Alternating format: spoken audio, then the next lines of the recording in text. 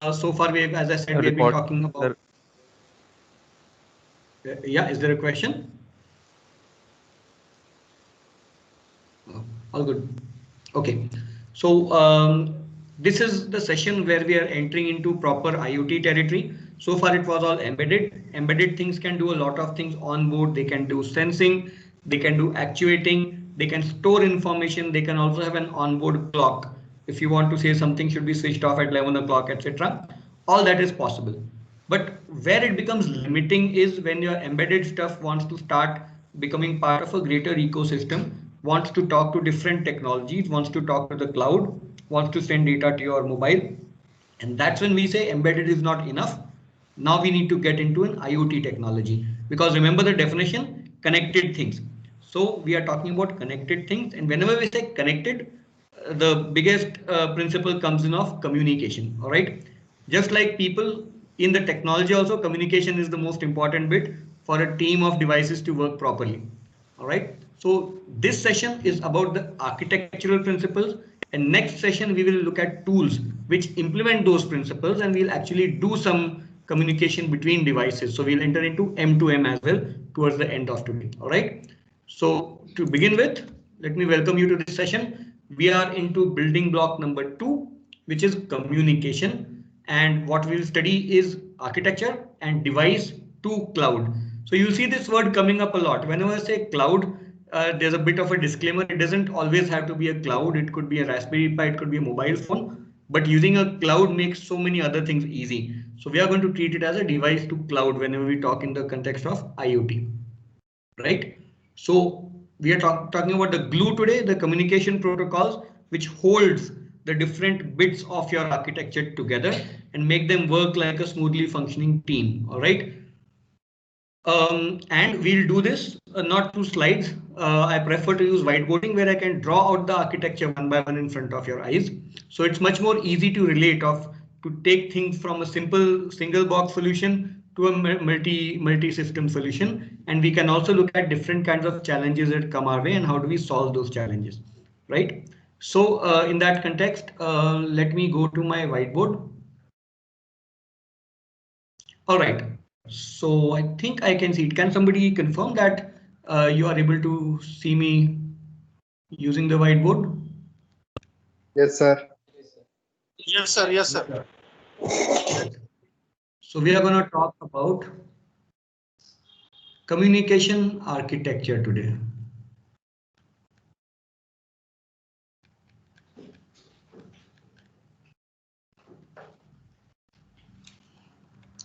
Right.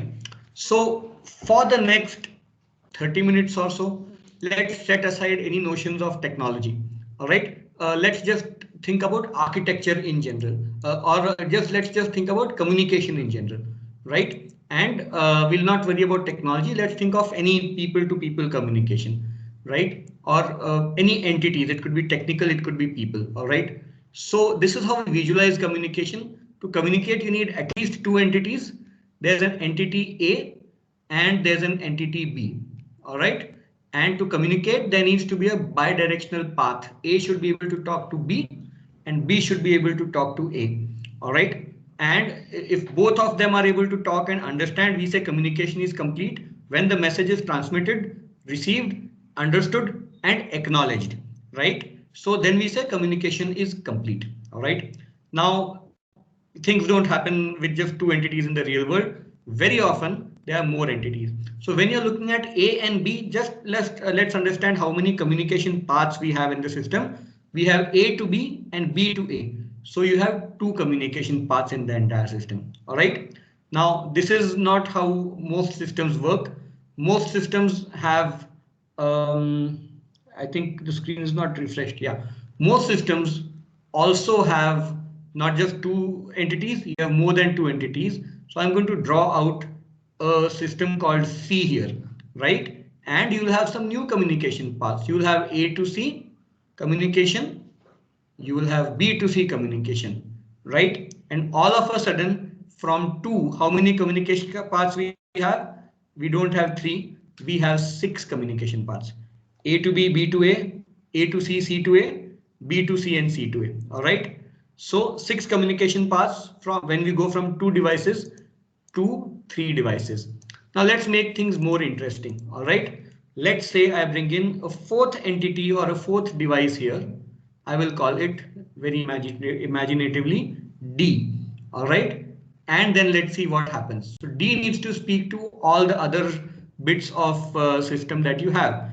And now your communication paths go to 24. So this way we can keep adding devices, and as those of you who are more mathematically inclined will have figured out that the number of communication path follows the formula n factorial. The number of devices, that factorial is how many communication paths we have in the system. Similarly, when you go from 5 devices, you have 120 paths. When you have 6 devices, you have 720 paths. So just see the slope of the curve. When you had 2 devices, which is the minimum you need for communication, you had 2 paths. When you go to 6 devices, you have 720 communication paths. That's how fast your system becomes complicated, right? And trust me, your complexity of the system depends on how much communication is happening between the different entities. All right, for any small or large system. So this is clearly a problem. All right. Why this is a problem? This is called a mesh topology, where every node talks to every other node. All right. Now there are two major problems with this topology. First of them is the simpler problem that there are just too many communication paths. And as engineers, as administrators of this system, we need to maintain all those communication paths, make sure they are working. If something is not working, you need to create an alternate path, etc., etc. Okay, that is the smaller problem. There's a bigger problem, and let me show it to you right now. Let's say you have A and you have B again. Okay, A knows B exists, B knows A exists, right? Now you introduce one more entity into the system called C. Now, all of a sudden, because all nodes should be able to talk to all other nodes, A should update itself that there's now one more entity in the network called C. So it's like a new student has entered the class and you want to make sure the attendance register reflects that new name. And B should also do the same. Okay. Let's say we want to add something called D. Once again, A, B, and C, all three of them need to now update their registers and make sure that they know how to talk to D now. All right. So this is a bigger problem because systems scale up very fast. 4, 5, 6 systems is nothing compared to what real life systems do. And very soon you will have an unmanageable scale up where even if one system forgets to update its records or is delayed in updating the records, your entire technical infrastructure might stop working properly, right? So definitely this architecture mesh topology does not work for large systems. All right. So what can we do to fix it? There is another topology we follow. All right. Let me draw that out for you here. Let's say you still have A and you still have B. Oh, I'll let the screen refresh. There's a bit of a more lag, 3-4 seconds lag is there. So I'll go slightly slower in this session. All right, so you have an A and you have a B. Now A and B should not talk to each other.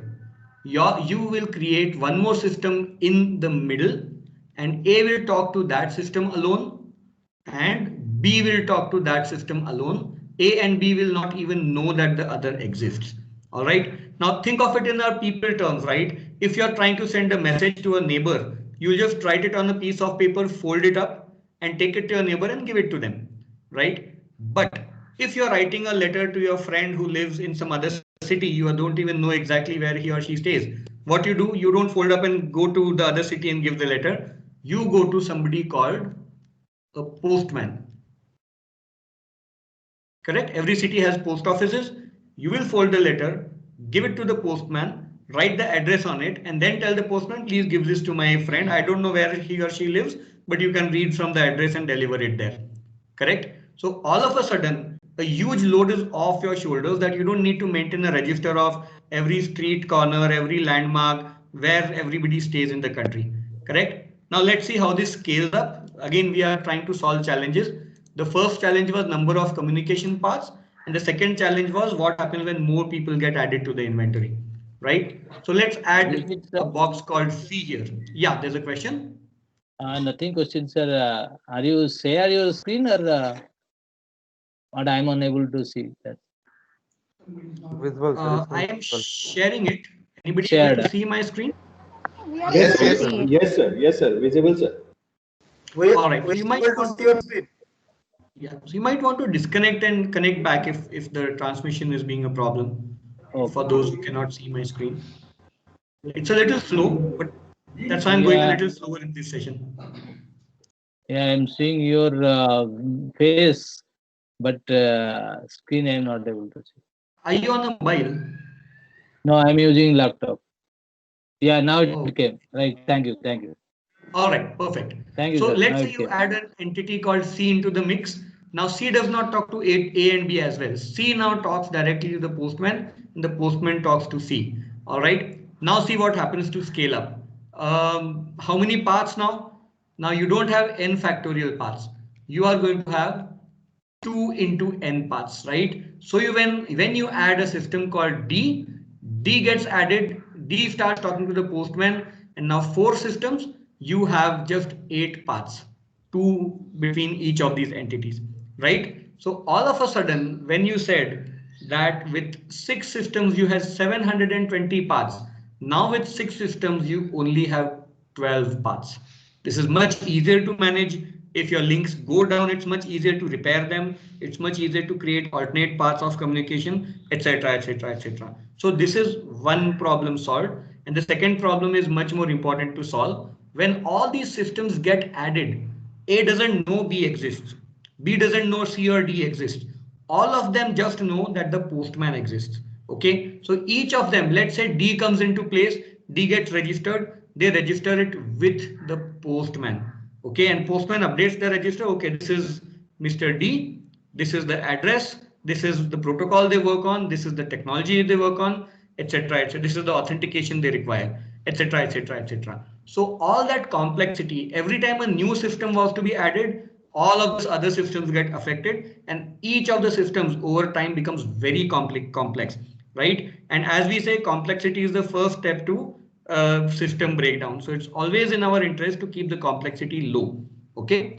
So what we have done by bringing in this middle entity called a postman, I'm still not talking about technology, all right? I'm still talking about general communication. So all the complexity gets concentrated in this postman. Postman becomes very, very complex. Okay. Every time somebody added, there's a rule that go and register with the postman, and postman needs to remember all their protocols, their technology, their constraints, their authentication, their everything. Okay.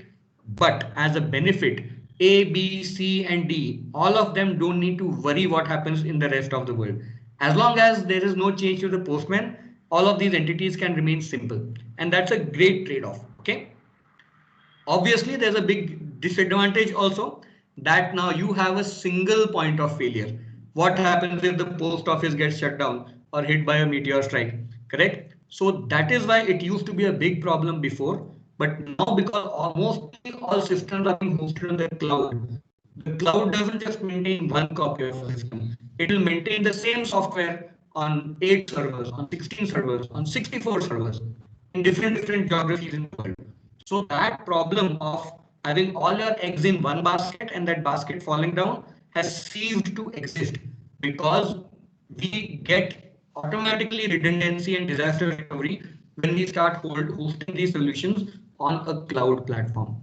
All right. But as a result, all your other systems can remain very, very simple, very, very maintainable, very, very scalable. Okay. So if I start my IoT solution with say 6 devices, and I can go from 6 devices to 600 devices without breaking a sweat in just a single day, without worrying what happens with the complexity. All right, that's what this model does for me.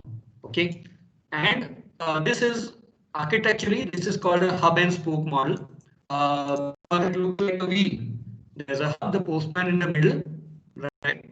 And it has spokes. The end of every spoke is one of your systems, right? And all the spokes end at the hub of your wheel.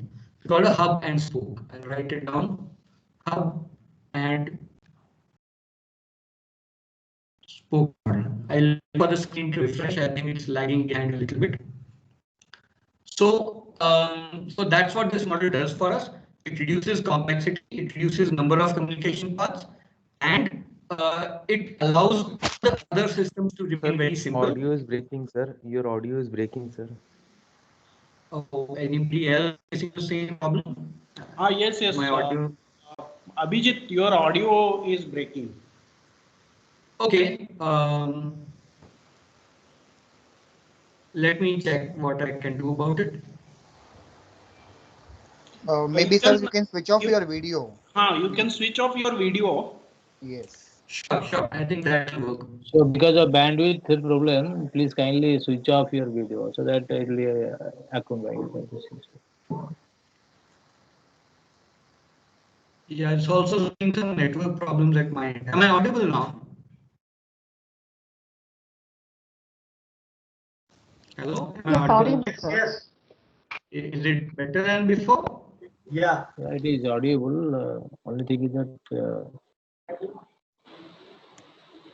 Okay, so let me know if the audio becomes a problem. I'll try and switch to a different network then. All right.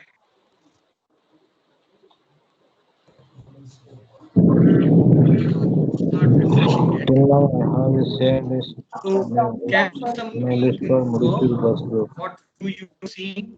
Hello? Can somebody confirm what view you are seeing on your monitors right now? Whiteboard. Oh, is it saying hub and spoke or is it showing something else? Yeah, No, it's postman A, D, C, B is there. Hub and spoke has not appeared yet. Yeah. Okay, so let me share again. It seems to have got stuck on the network somewhere. So I'm going to share this again.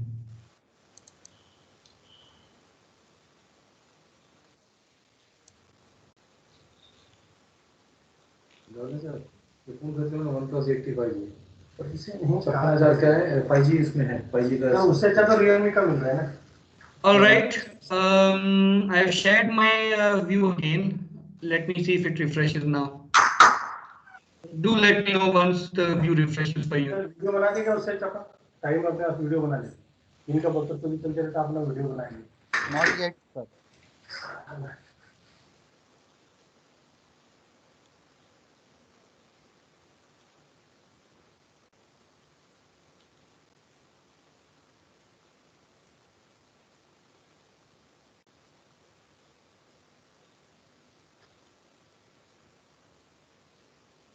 Abhijit, unmute yourself.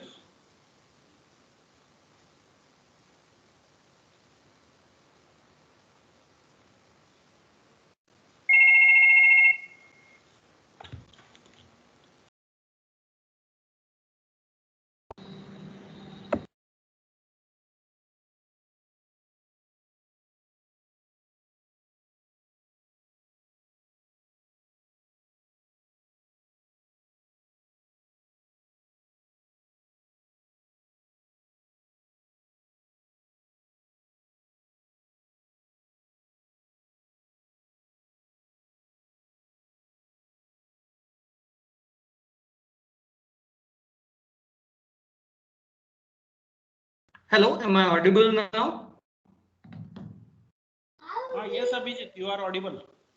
All right, I've just switched over to a different network, sir. I'm also switching my the monitor device onto a different network. So the monitor device keeps telling me what the audience is seeing. So I know how much of a lag there is sometimes. So it is much clear now, much clear. Okay, so I guess you are seeing the hub and spoke now. Yeah, Yes, sir. we can see the hub and spoke view. Okay, great, very nice. So let me know if we are still stuck somewhere afterwards. So I'm just going to repeat this once again. So this model that we have just discussed is called a hub and spoke because at the center is your postman, which is the hub of the wheel, and there are spokes, and at the end of each spoke is one of the communication entities you are talking to or you are managing. Okay, so it looks like a wheel. That's why it's called a hub and spoke model. All right. So very standard parlance used for IT and technology architectures. Now let's talk in the context of this postman. All right, let me clear the screen and start talking about technology now. Okay, so far we are not talking technology. Now onwards, we are going to talk in the context of a technology. All right. This Postman we have just seen, right? This does a lot of different jobs for us. Okay. And I'll take an example from a non-IoT context. I'll take an example of banking because we are all familiar with banking functionality. And at the end, we will try and apply that back to IoT context. So let's say you are a banking website, maybe ICICI Bank, and this is us using this site, right? Let's bring in the postman. And the postman talks to the ICICI banking systems. All right, so this was our system A, is the website. This is system B, which is the banking backend. All right. Now coming back, let's take a very simple example of how communication works in distributed systems. There's a simple functionality you want to request your balance, right? So A tells postman that please get me my balance.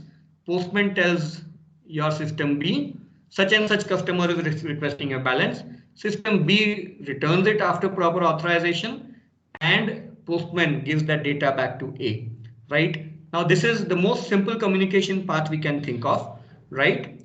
So first job of your postman is to ensure that communications happens properly and reliably. All right, that's the first job. Now let's complicate our life a little bit more. Let's see what more the postman can do for us. Let's take another banking example. Now you don't just want to retrieve your balance, you want to transfer money from ICICI, let's say, to SBI, which is an entirely different system. Let's call it C.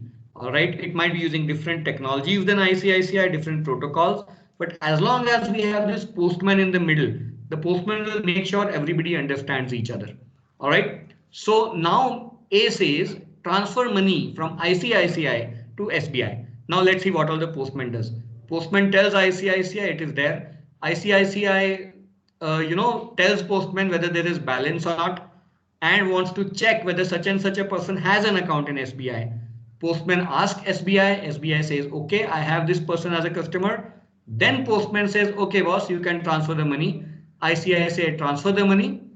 Transfer happens. SBI gives confirmation and postman sends an SMS back to A that, boss, you request me to transfer money. The money is transferred. So this is not a very simple transaction, but for each of these entities, it's just a sequence of messages. The messages tell the device what is supposed to happen and the entity knows how to do it. That's called a federated structure. Just like central government issues instructions and how to execute the instruction, the federated states know how to execute it. So that's called a federation. Similarly, the same concept is borrowed. The central postman issues instructions and each of the entity knows how the instructions are to be executed. So this is called a federated structure. All right. Now let's show you how the real money transfer happens. It is still not as simple as this. Let me recreate the diagram so far. You have A, which is the requester. You have B, which is ICICI. You have C, which is say SBI. All right. And all of them are talking through something called a postman, right? Now what happens is this is not how a transfer happens.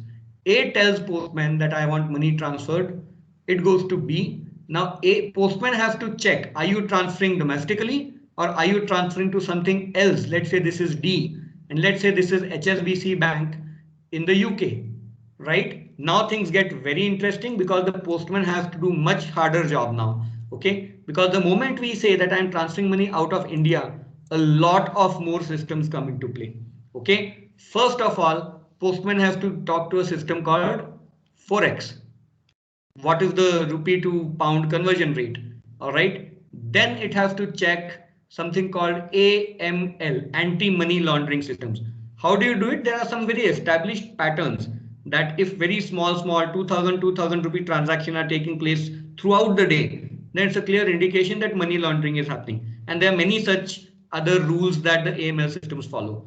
After that, Postman refers to a system which are laws. For example, from India, you cannot transfer money to Pakistan. If you're in the US, you can't transfer money to Syria or to Iraq or to North Korea, etc., etc.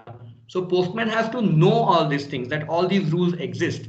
And finally, there's one more system called Wolf. Now, these are all international systems. All banks use these systems, right? What Wolf does is Postman will check before transferring the money. If my name is Osama bin Laden, Wolf will not allow you to transfer money to me without checking my passport and whether I am which Osama bin Laden I am. All right, whether I am a genuine beneficiary or I might be a suspect.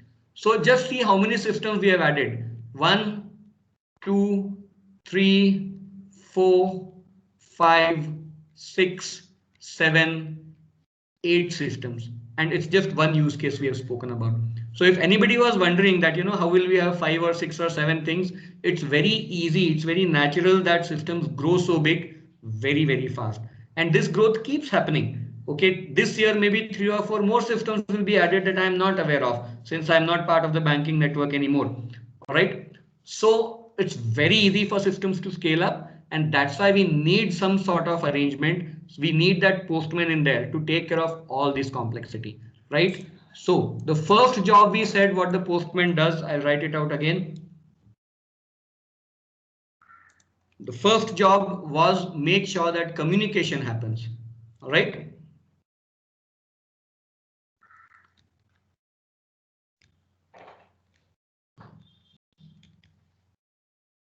And the second job, and this is very important architecturally, the second job, the Postman needs to know all the rules. The Postman needs to know, is it a domestic transfer? Then no need to check too many things. Just check whether the balance is there and whether the account exists in the beneficiary bank. If it's an international transfer, I need to do an AML check. I need to check the country's laws. I need to check Forex rates. I need to check Wolf. I need to do all these things. If any one of them fails, then what is the next step? So there's a very complicated decision tree out there. Okay, so running all that decision tree is together a very nice term in architecture called orchestration. Now this is, as I said yesterday, I'm taking terms from international architectural bodies.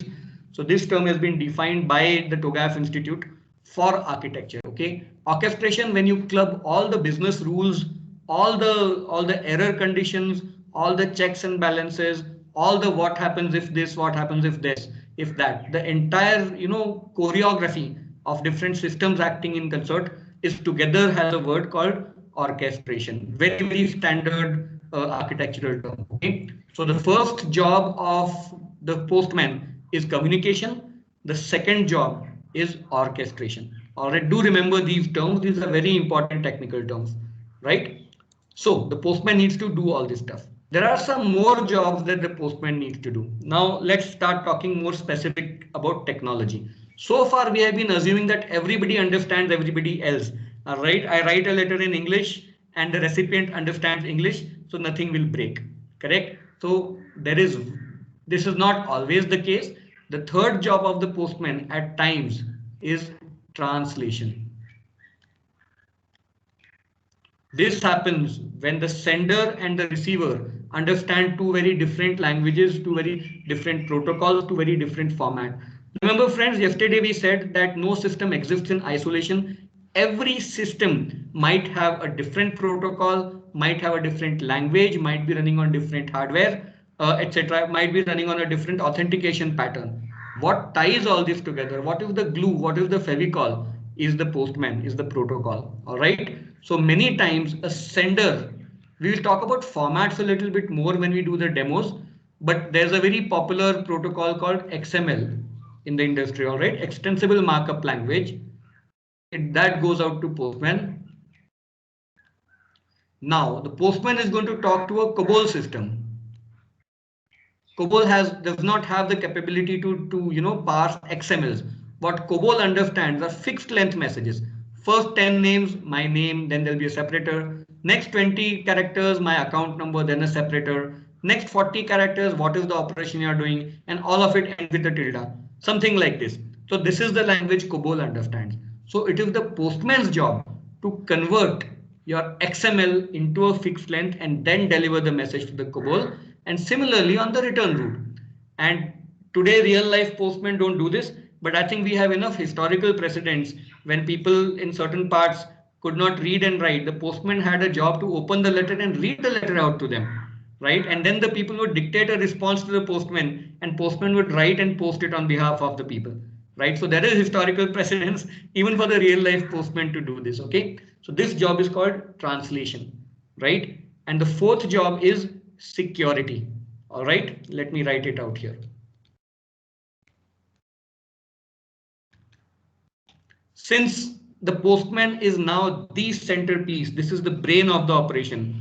All communication passes through the hands of the postman, right? Sometimes we don't want postman to read our letters. Sometimes we want the postman to stop other people from reading our letters. So all that traffic needs to be secured, and the primary job of securing that falls to the postman. All right. I'm not sure if some of you have seen the movie,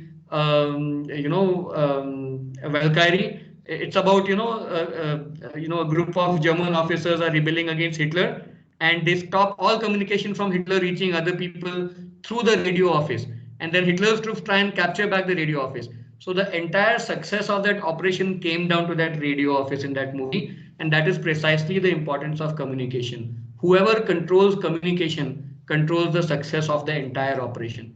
All right, that's very true in technology systems also. So we have looked at 4 different jobs that the postman does: communication, obviously, orchestration, translation, and security, right? So I'll just give you one example. So far we have been talking abstractly in terms of postman and messages. Now let's go back a few steps and think about the case when I said that when you are a person A and you want to give a letter to your neighbor, you'll just fold it up and take it to the neighbor and give it in their hands. But now there's a postman in the middle. You don't want the postman to read what you're writing, right?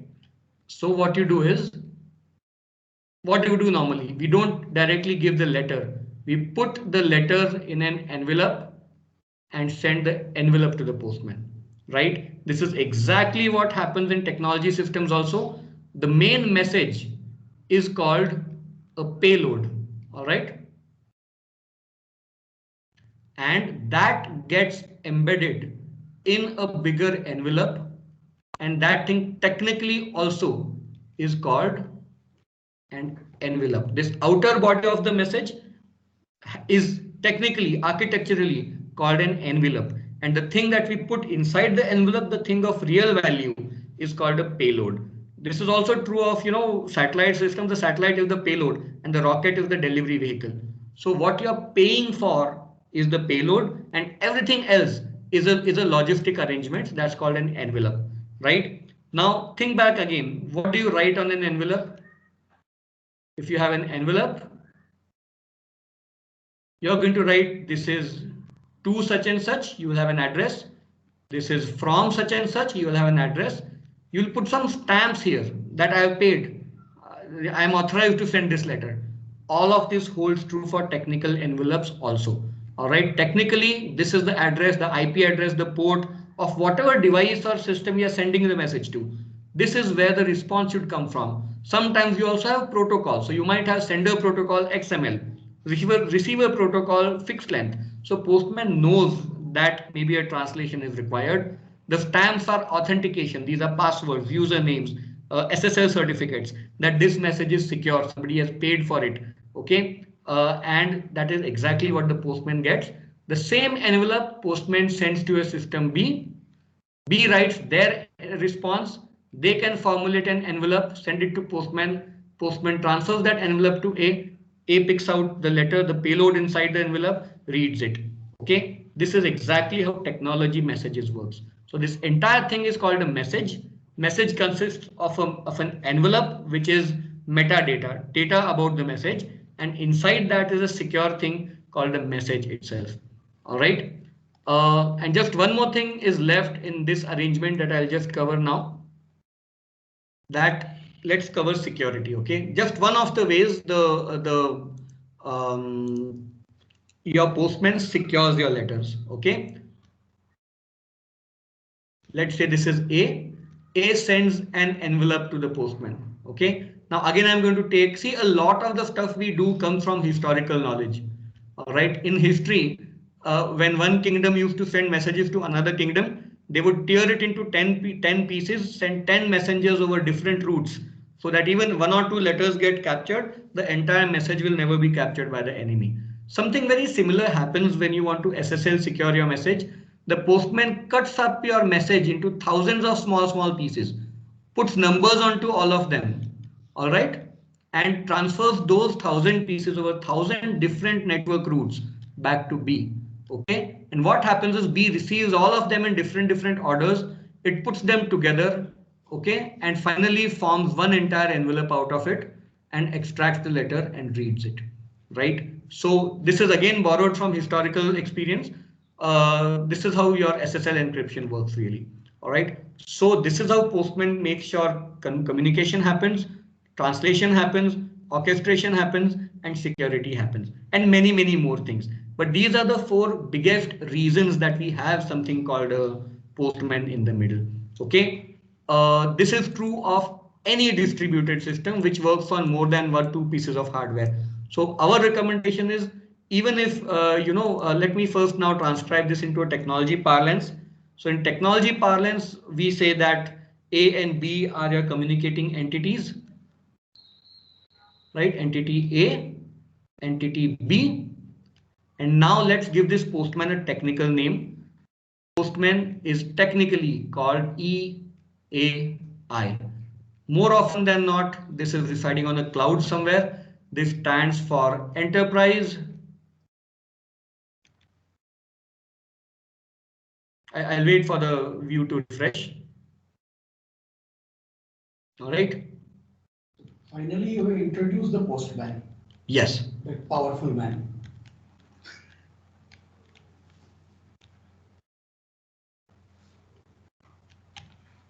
All right. So this Mr. Postman now has a technical name.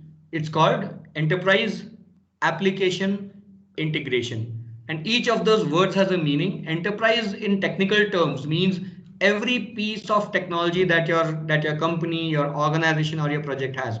If you have a server, it's part of your enterprise. If you have an SMS gateway, it's part of your enterprise. If you're using a message broker, if you're using a mobile phone, all of those technical things together form your enterprise. In the enterprise, there will be a number of apps. There will be a transmitter, there will be a receiver, there will be a validation system, there will be a communication gateway, there will be a wolf-like security system. All of those things are individual apps, and together when you integrate them, you form your solution. A solution is nothing but a collection of a lot of individual applications. All right. And the EAI makes sure that all these apps across all your enterprises are able to talk efficiently with each other. Right. So from this point onwards, we'll start using the word EAI, because in IoT, in any distributed system, that's the name we give to this entity. Okay, so we'll say goodbye to Mr. Postman. He served us well as an analogy, and now we'll start using the name EAI. All right. So I'll pause at this stage and ask just a question. Is my audio now completely clear? If somebody can confirm to me. Yes, sir. The audio is Perfect. clear. And is my pace also okay? Yes, Are sir. we Yes, going sir. at an okay pace, or would you like me to slow down? Yes, sir. Yes, sir. Perfectly, sir. Audio is clear. Okay, perfect. So let's now see what goes into the box. So far we've been talking about Mr. EAI or Miss EAI in an abstract term. Now let's look at what goes into this EAI, right? So let me draw a box, because drawing a cloud takes longer and consumes more space. Right? So let's say this is your EAI.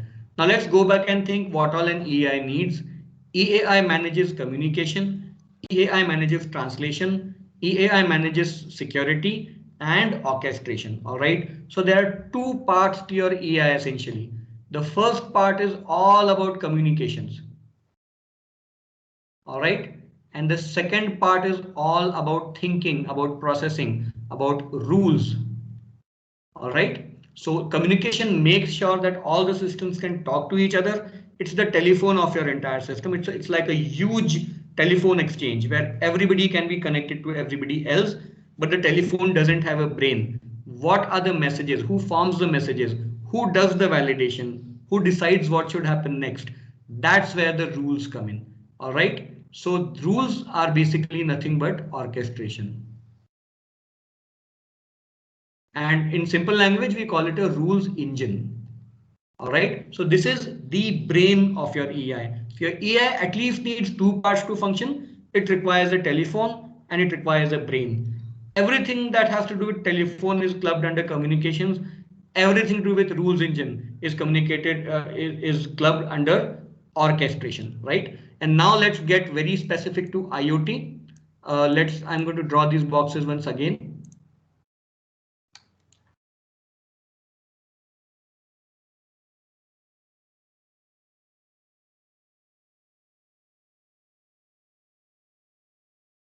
You have a communication box and you have an orchestration box.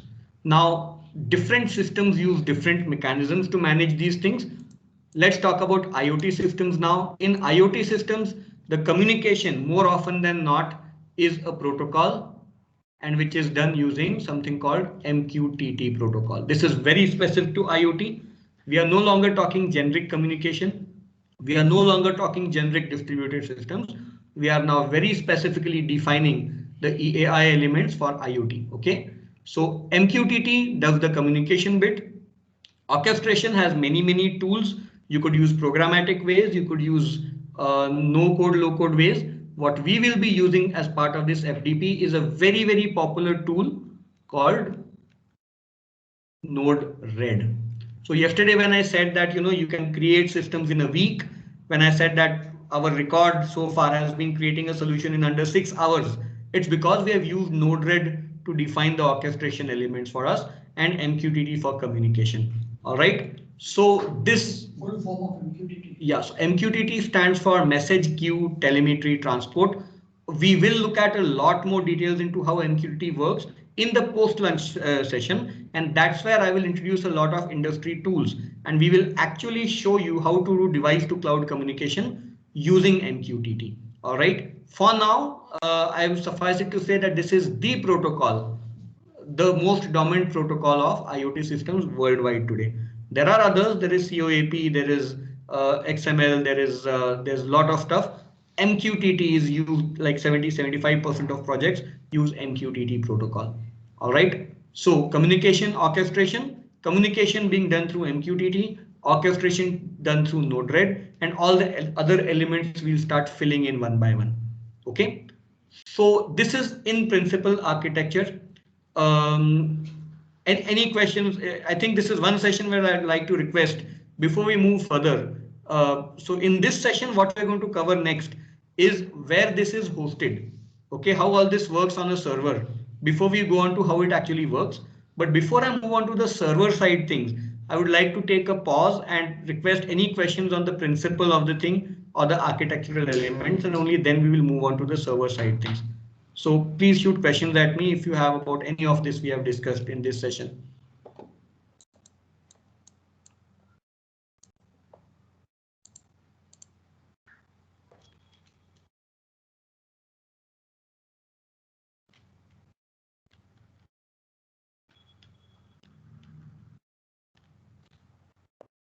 So this red node, Node-RED you told, no, sir? Yeah, sorry, ma'am, can you repeat the question? Node-RED. So you told that Node-RED. So can you tell, it is for the duty of the orchestration, you told that it is going to do. Correct. So you mean to say that all the rules we will be defining in this Node-RED? That's right, ma'am. All the communication paths we use MQTT, but to control the communication paths, we are going to use Node-RED. Okay. So look at it this way. I'll give you one example. Let's say a door opens, right? And there's a rule that if it opens before 12 midnight, then nothing should happen. If the door opens after 12 midnight, you should ring a buzzer, a siren. All right. So you need a brain in the middle to check whether it's midnight or before midnight. If it is midnight, then you route that command to a siren. If it is not yet midnight, then you just ignore that door opening message. So that's the example of what Node-RED will do. Okay, sir. Please proceed, sir. Yeah. Did you have a follow-up question, ma'am? You were asking something? Yes, sir. That's what the orchestration you were talking about, and that is what we are going to use Node-RED, you told me. And now you're telling Yes. that you are going to use for the communication path, we are going to frame the rules and that will be, that task will be done by the Node-RED. Yes. So controlling communication will all be done through Node-RED, but the actual channel, the actual protocol on which communication happens will be the MQTT. Okay. So, yeah. So you can think of it this way, that the entire letter infrastructure, stamp infrastructure, envelope infrastructure is MQTT. But the post office which actually dispatches the messages to other entities is Node-RED. Okay. Right? So yeah. So let me clear this word here. Right. So if there are any other questions, feel free to post it on the chat box. What I will show you next is, so far we have been discussing architecture, about in principle how communication works. Now we have been talking a lot about cloud. So ultimately there are some physical infrastructure, right, where EAI resides. It's not a virtual infrastructure, it exists somewhere. And more often than not, as I said, you need a lot of redundancy, you need disaster management, you want security. So it's a preferable option to move your EI onto a cloud these days. All right. So let me show you what all goes into an infrastructure. Everything we have seen so far, there's letters being exchanged, there's postmen doing their job, there's security happening. Now let's take a server side view of this thing. All right. That what exactly are the servers that are doing all of this? So once again, I'm going to say that this is us. Let's say you are on a website called A, and this is where your IoT begins. So there's a imagine it as a wall where the boundary of your IoT system begins. All right. So this is a website or a mobile app. This is not part of your IoT system. Okay. This website sends a request which has to be intercepted by your IoT wall, right? So imagine that this is the boundary of your IoT. The first thing here is going to be an MQTT server. All right. And in technical parlance, since a message server, it's called a broker. Okay, why broker? Because everybody knows the broker knows everybody, people don't know each other, they talk through the broker. All right. So it is a server. In architectural terms, a server is anything that serves data, that serves a message, or that serves a page, that responds to a request, and a client is somebody who makes that request.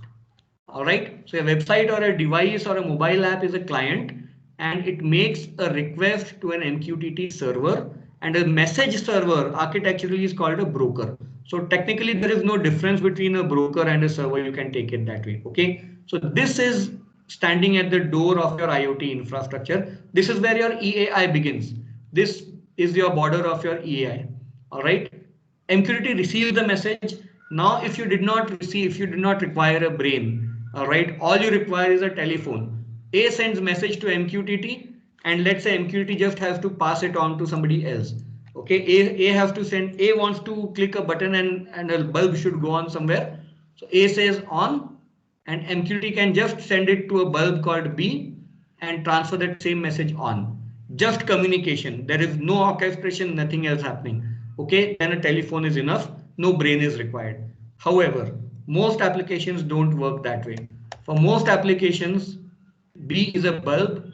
There is some thinking to be done here. All right. So this MQTT is going to tell another piece of logic that, hey, I've got a request called on. What should I do with it? This will be a flowchart. This will take some decisions. This will check some error conditions, etc. And then tell the MQTT, all right, send an on message. So that's the brain. This is what Node-RED does. This is the brain of your operation. All right. So this is how things are deployed. All this is outside of your IoT space. Okay. Your IoT space begins. This is called an endpoint. Where does your boundary end? So MQTT is your end point when it comes to architecture. Everything, even Node-RED cannot talk outside of MQTT. All communication happens through MQTT. MQTT doesn't take any decision. It just passes on all the messages to your workflow in Node-RED. This guy decides what is to be done with the message and talks back through MQTT. All right. So what does your server infrastructure looks like? I'm going to draw the wall again. Sitting on your wall, on your doorstep, is MQTT server, right? Then comes your orchestration server. Now, orchestration server is going to do many things. It might speak to databases. All right. It might create web pages. It might talk back through MQTT again to somebody else. All right. It might create that who logged in at what time. It will create an entire file system. All of this is happening somewhere. There's some server infrastructure here, and that's what all of it happens over a cloud. All right. So all of it is actually running inside a cloud server.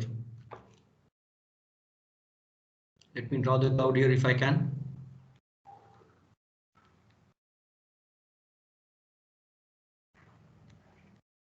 And all your devices, all your mobile phones, all your Wi-Fi, everything is outside of your cloud boundary that is going to talk through MQTT.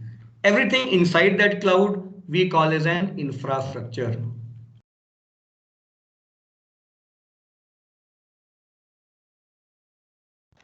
All right, so this is where your EAI resides.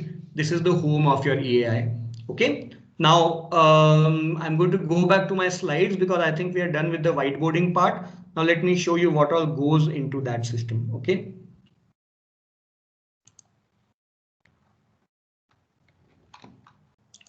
Right. This is what we have seen so far. Okay. Now what goes into the cloud? What goes into the IoT infrastructure? I'm showing you one example. This is one of our systems and I'll walk you through very quickly. All the blue box is your cloud. Okay. Everything outside is a device or a system or a person talking to your infrastructure. This is an IoT device. This talks over MQTT to the MQTT server. This talks to your rules engine. Rules engine talks to your database, etc., etc., etc. Okay, this is a mobile app. Now, mobile app can't do MQTT. Mobile app talks to something called a webhooks, which converts things to a mobile app friendly UI, and the webhooks talk to your rules engine. Somebody is using a laptop to look at your reports. They will look at your reports and graphs and charts and everything that is going to talk to your database. So all of this here inside the blue box is our IoT infrastructure. All right. Now you might question that why are there 3 MQTT servers? This is called load balancing because now we are talking production servers. We are no longer developing a system. We have built it. We have given it to a client to use. Now what happens if there's only one MQTT server that lets us talk to our devices and that server crashes, then all of a sudden your devices are blind, and this happened to us. All right, that's why we started doing a single MQTT server 3 years ago, and today we are using 3 MQTT servers in a cluster. So if one of them breaks, our devices don't become abandoned, right? So if one server goes down, the second immediately takes its place. This is called load balancing in architectural terms. All right. So anything which is front facing, be it a website, be it a broker, be it anything else, we must have more than one, because if we have only one, then that thing is likely to crash and go down, and then we'll not be able to talk to our devices deployed in the field. Okay. And see, friends, what happens is when we are doing IoT, this is where the complexities arise. This is where the challenges arise. All of this is sitting inside a data center.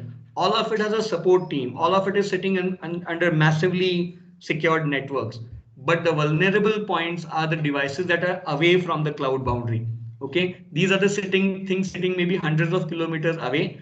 And this is where the largest differences arise between a regular infrastructure management and IoT infrastructure management. You have to take special care that this thing is not within your secure boundary, secure firewall. So how do you still cater for its needs? How do you still keep it running, okay, for your purposes? So this is a short, I would say, overview. This is a very big subject, infrastructure management. All of this ultimately you're going to put inside your cloud boundary. and to outside things, it all looks like one entity. It's just one cloud that we are sending messages to, but inside the cloud, this is what the EAI is actually doing. Okay. And I was hoping that if we can cover this before we start talking about exactly how does a device talk, I wanted to give you a sense of what is it that we are talking with. Okay. How does the device talk to your cloud? It needs only two things. It needs an IP address and it needs a port. All right. IP address tells you what is the Sir, I what is have the a address. doubt. Yeah, I sure. have a Go on doubt. now.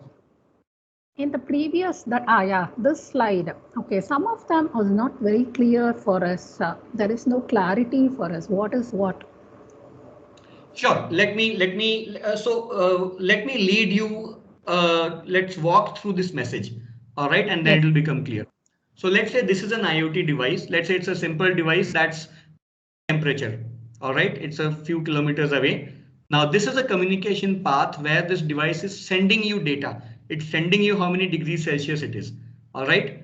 Now how it sends, remember, it has to send it to a postman. That postman is an MQTT server. All right. So this device is actually sending degrees Celsius data, let's say every 1 hour, to an MQTT server. All right. The MQTT server is just Okay. the telephone. It can't do any processing. The brain is here. All right. This is the Node-RED. This is the rules engine. This is the orchestrator. All right. Orchestrator picks up that, okay, this is 40 degrees Celsius. What should I do? Let's store it in the database. All right. Let's not worry about what happens on right side of the image. That's the delivery team. That's the engineering team. This is all what's visible to your devices and your clients. Okay. So your device sends 30 degrees centigrade. MQTT is just a channel. It passes on that data to the brain. The brain says 30 degrees, no problem. It's not a risk. Okay, nothing happens. After 10 minutes, this says 50 degrees centigrade. Then the brain says something is wrong. It shouldn't be 50 degrees centigrade. All right. And then it will make some dashboard somewhere as amber. That temperature is higher than approved. Then you get 60 degrees centigrade, and this they'll trigger off alarms in the brain that 60 degrees centigrade, according to rules, means a fire. And then what this will say is, No. What will happen? Suppose you are telling that that is more than the temperature, whatever is required, it is passing, surpassing. So what will happen then? Which part of the thing will work here? As per Exactly. the architecture, what you have defined. Exactly. So the moment this is a sensing device, this sensing device says the temperature is 60 degrees. The brain knows that if it is 60 degrees, I have to do something. And then the brain will send a message through MQTT to say another device, which is a sprinkler system, that, hey, I just received an alert of 60 degrees. Please switch on the sprinkler. Things like that. Okay, that part is not here, sir. Yeah. So let me draw it out here. Yeah. So if I create a pointer here, let's say this is just a sensing entity. Okay, this is a sensor. Okay. All right. Let's say you have a sprinkler arrangement which can sprinkle water when commanded to do so. And how does it command? There's an MCU sitting here. There's another IoT device. Okay. Now, if it says 30 degrees centigrade, nothing happens. If it says 40 degrees centigrade, nothing happens. All of a sudden, the message that this guy receives, the brain receives, is suddenly I'm getting a message 60 degrees centigrade. Immediately, the brain will say sprinkler on message. It will tell MQTT, tell my sprinkler to switch on. MQTT sends that message here. The sprinkler switches on. All right. So sprinkler doesn't know that there's a sensor. The sensor doesn't know there's a sprinkler. Sensor just does its job that every minute it sends temperature reading. MQTT does its job that relaying that reading to the brain. The brain is tracking. It is always referring to the rules. 30 degrees, no problem. 40 degrees, no problem. 50 degrees, put a marker somewhere that this is likely a problem. And 60 degrees, hey, it's a crisis. Immediately send message to the other device which is supposed to do something. All right. Okay, so you require a sensor and the MCQ. Absolutely. So that is the edge layer. The edge layer is sitting in the physical world. Okay. So that means Devices are required and they will be connected to the protocol, and the protocol will be connected to the orchestration And it's orchestration, is it a device or how it is? It's a software. It's a software running on a server somewhere. Orchestration typically would all be software and rules, because the hands and legs and eyes and ears of that orchestrator is your IoT devices, the edge layer. Hello. Yeah. Sir, just a small question. You told us suppose the 60 degrees Celsius, then you will send the message to another device or anywhere. So that means this temperature will be not stored in a database? It will be stored in a database. So there'll be two tables in a database. One will be temperature record, right? Yes, sir. There'll Yes, be sir. another table of reference. How much is too much? In that table, it will be a threshold. If it is 60, more than 60, then do something. So that is the set of rules that your orchestrator is supposed to enforce. Okay. Sir. That means every data will be stored in a database. Exactly. So you will continue storing data. You will continue storing rules also. Now, rules don't necessarily have to go in the database. If it's a very simple rule, just check time. If it is after midnight, light the light. You don't need a database for that rule. You can directly code it into the orchestrator. But if you have a very long list of rules and they're constantly changing, then yes, you should have those rules also in the database. Okay, sir. Very nice. Yes, thank you. All right. So Yes, in sir. a nutshell, for a moment, if we forget about this part, right, what are the other elements doing? Your orchestrator is constantly monitoring what your IoT devices are sending. Let me clear the screen once. How do you clear the screen? Pointer options, I think it is.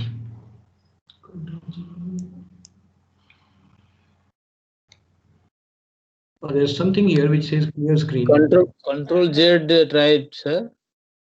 Oh yeah, I'll have to do it a lot of times. Erase all ink. Yeah, that's how you do it. You go to pointer and you say erase all ink. Yeah, great. Now what you can do is, let me go back and again get a pointer. So at least two things your orchestrator needs in the real world. One is a sensor. Sensor also has an MCU behind it, and one is an actuator to change what is happening in the real world. All right, this is another device which is talking over Wi-Fi to your cloud. Okay, so once again, the flow is the sensor keeps sending data, let's say every second, every minute, every hour. That data just percolates through without being processed by MQTT to your orchestrator. The orchestrator, every time it gets a message, it says, okay, where is this message from? This is from the kitchen. What does the kitchen say? Kitchen has 40 degrees centigrade. Okay, it's expected. All right. Okay, now the next message comes from kitchen. It says 60 degrees centigrade, not expected. What is expected is now I will activate a sprinkler. So through the MQTT system, you send a command to the sprinkler saying on. All right. So that's how the orchestrator through MQTT controls the entire solution, the entire enterprise. All right. Now, where do these things come in? What is this? This is one of the administrators, let's say, who has a dashboard that what is the temperature in different parts of my campus. Kitchen is 40 degrees, okay, expected. Balcony is 40 degrees. Why is balcony 40 degrees? So these guys are going to look at dashboards. Kitchen, this green, laboratory, green, garage, red. Why is garage red? So these guys can go and investigate. But by the time already your orchestrator has actuated your physical device, so this isn't really an admin role. And that's where the value of IoT comes in, that you're automatically programming the system to take actions, not just on a dashboard and not just in email, but in the real physical world also. And that's what IoT systems are all about. So I have a doubt here, sir, another one doubt. Sure, So ma'am. you were talking about the translation. So where the translation is heavily happening here for this example? Right. So here translation is not happening because we are just looking at one orchestrator. All right. Now let's assume that so this happens sometimes. So we as service providers have created an IoT system for sensing and actuating. All right. Now let's assume that you have to send this data to somebody else's cloud. Now I'm using AWS, somebody else may be using Google Cloud, somebody else may be using some other, maybe using fixed length formatting. All right. So in that case, my orchestrator has to first convert that sensor message to a language that my client system understands. So when we integrate, see what happens is if you are building an entire system under one roof, it grows, strategically where we try and enforce everybody to use the same formats. However, over time, a system starts growing organically. We'll just acquire different systems and integrate them. They were built by different people with different things in mind. But after 5 years, now we have to make them work together. And we suddenly find that one guy uses XML and the other guy uses fixed length. And that is when translation is necessary. So you mean that different type of a sensor, if I'm getting connected to the protocol, whatever I'm going to use, MQTT, so there comes the difference, the translation is required. Yeah, so as long as they are all speaking to the same server, typically translation is not required. Okay, but if this server, so let's go back to yesterday's example where we saw the bicycle. Okay, MQTT is a server, right, sir? Yes, it's a server. It's a protocol running on a server. Okay. All right. So if you recall from yesterday, we said that when we are borrowing that green bicycle, right? You remember the bicycle cloud talked to the Paytm cloud, right? Yes, so it needs to translate certain messages because Paytm uses a very different protocol and it needs to use certain protocols, certified by the RBI. Whereas just the bicycle system does not require any hardbound protocols which are governed by anybody else. So there are two different protocols at play. And whenever the bicycle cloud talks to the Paytm cloud, it needs to translate the message first to something that Paytm understands. All right. Okay. Now tomorrow, let's say it allows UPI transactions. Actually, UPI is a great example here. Let me, for a moment, let me go back to our whiteboard. Now, UPI was introduced a few years ago, and trust me, it has become one of the most admired and studied systems of payments worldwide. Okay. So what UPI has done is, why is my, okay, wait. So what UPI has done is every bank, ICICI has used a different template, HDFC uses something else, SBI uses another set of forms. So what UPI has done is it has given you a common gateway. As a client, whether I use a Bheem app, whether I use a PhonePe app, whether I use Google Pay app, all of them to me may have different UIs. They'll go to different channels. However, when it reaches UPI makes sure that all of that are translated to the common protocol that RBI has mandated for the banks. All right, that's a beautiful example of all these things at play. UPI allows you to communicate from one bank to another. It allows you to orchestrate money transfers. It allows you to translate messages from ICICI protocol to HSBC protocol, and it allows you to secure your transactions. Right. So UPI is a I would say a very beautiful example of a real life EAI at play. Okay, no, that is okay, sir. No, I was just since you told this, these 4 points are very important to IoT. So I am just correlating the whatever points you told in this block diagram. Actually, this is the IoT infrastructure. So that is what I had the doubt, and that's what I asked you, sir. Sure. So let me qualify what I said by saying that not all those features would be used in all solutions. All right. Okay. If it's a local solution, all of them talk the same language, then you will not use probably translation. Okay. If all your transfers are happening within one roof, you may not need SSL security also. Communication and orchestration are typically 2 bits that are used everywhere, no matter how small the system. But based on if you need translations, if you need something else, then you can plug in those. But an EAI cannot distinguish. When we build an EAI, it has to be capable of doing everything, right? So the feature exists, a particular solution might not use that feature. Okay. Okay, but and communication and orchestration must be there. Yeah, one more question, sir. You talked about security. Is that security embedded here in this infrastructure, what you have posted, or somewhere else? I will show you how. I will show you how. Hello. Yeah, Prakash sir, I can hear you. Yeah. Very small question, sir. You mentioned here VPC, means that means a virtual private cloud.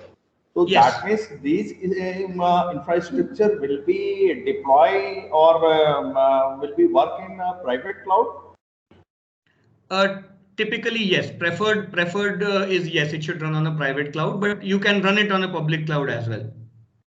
Okay, that means these are the simple example. That means it can be a public. It can be public. It could be running on your mobile phone, sir. All of those elements you can run even on a mobile phone. It will work. Okay, sir. Okay, thanks. But this is a real production infrastructure that I'm showing you. This is the Okay, system we build for our clients.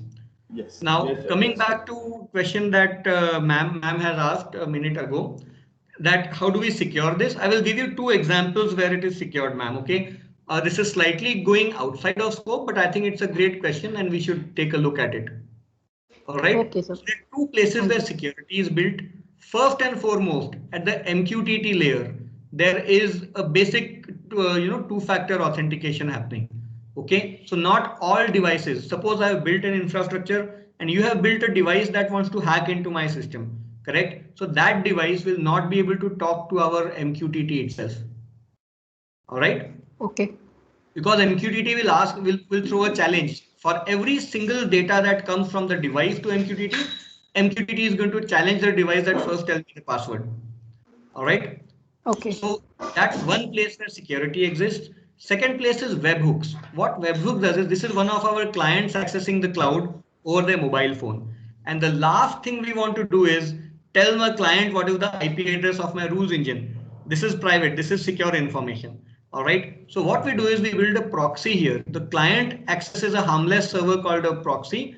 And in the proxy, we are storing the access credentials of my rules engine. So no matter who the client is, they will never be able to access my rules engine directly because the rules engine is the part of my infra that I protect most securely.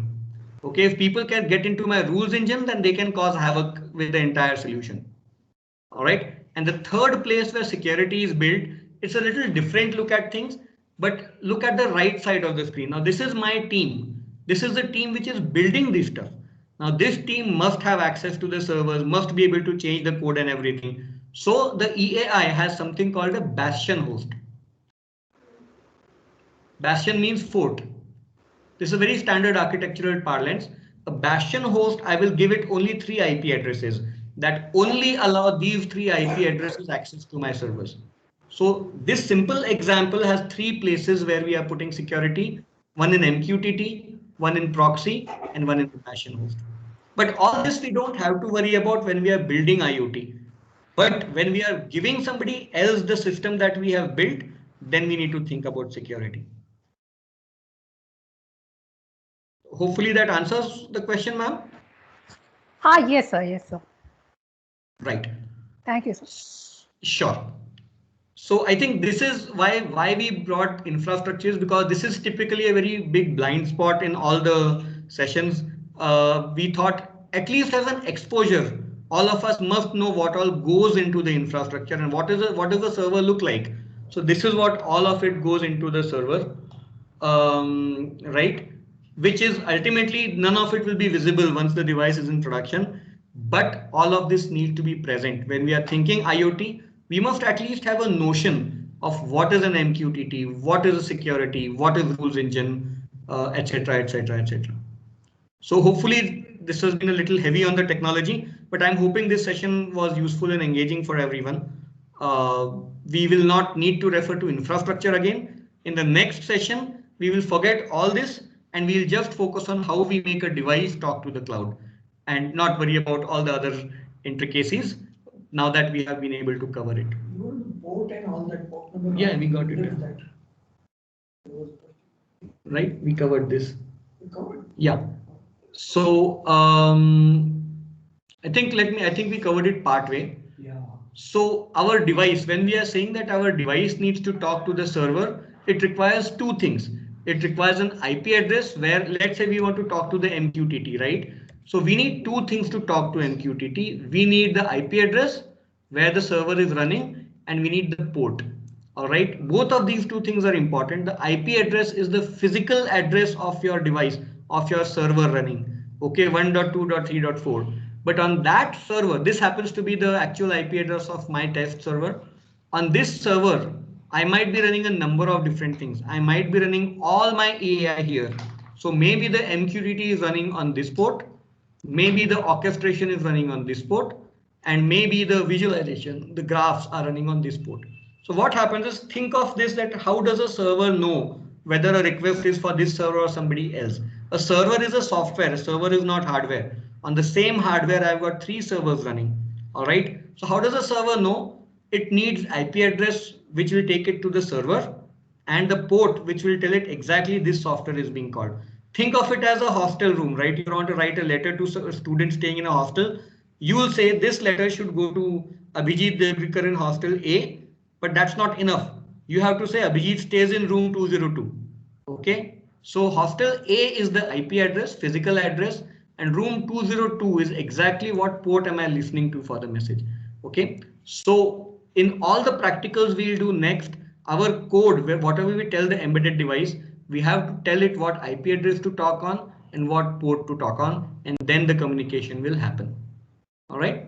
So we'll look at close look at it in code form in the coming after lunch session. But this is basics that we'll need to know of why we are doing the code the way we are doing. Right. As a last slide to this session, we spoke about evaluation yesterday, that there are different kinds of communication you can use. Now we have just covered a lot of communication architecture, and that tells us one thing, that in the same project you might want to use more than one of these things. And what I would like you to take with you, if you remember one image from this session, remember this image, that communication is not a single flavor thing. You will always need multiple modes of communication. Let's say this is where your EAI is running. Now we have the notion of an EAI. This is where EAI is running. Now to talk to a device sitting in an office, it can talk over Wi-Fi. To talk to a factory setting where there is no Wi-Fi, you might want to talk over 2G, which is called GPRS, right? To talk to something deployed on an agricultural farm which doesn't have internet, you will use SMS, GSM. Within the farm, if you have hundreds of devices, local communication, you may want to create a local radio network, right? All this is the IoT end. On the user end, you will talk over SMS alerts, you will talk over HTTP, you will talk over mobile apps. All this is being done by one EAI, right? Because it has 2 things. It has a telephone which can talk over any channel, and it has a brain that can formulate any message and understand any message. And we do, as a routine, every week, we build systems that talk over multiple channels at the same time based on what the recipient is capable of getting. All right. So do remember this slide. This is what real projects will involve. All right. So with that, I think in the next session, we will leave the architecture bits behind us, because I think hopefully everybody has got the gist of what the principles are. We will do some real communicating between devices and clouds, and we'll send meaningful data. So yesterday we did a sensor where we are just printing the values of the sensor on screen. Today we will take that sensor, send values not to the screen. We will send those values to MQTT and to the cloud, right? So I'll take any questions. If we have had some questions, I'm happy about that. If there are more questions, please feel free to shoot them at me and we will resolve them here.